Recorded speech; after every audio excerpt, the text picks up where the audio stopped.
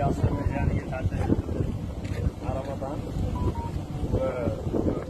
وإطار سياسي ورفع المواطن ومحاولة التخفيف من أعباء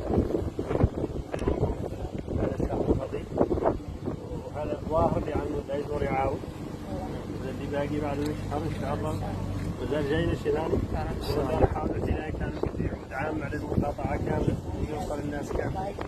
هذا هو أملنا وهو اللي إن شاء الله مونك عندنا في نعوذ معاكم ونعوذ مع شكلكم الناس. هي سياسة محمد رئيس الجمهورية الناس يجيبكم نقعد معاها. هذا شفناه في الخرجات اللي تابعت معناها عندنا كلا امتداد، نحن هنا لا امتداد للسياسة اللي معنا. شاكركم سيد العمدة. ان شاء الله الله يفتح عليكم ان شاء الله يكبر عليكم ويعافينا ويعافيكم.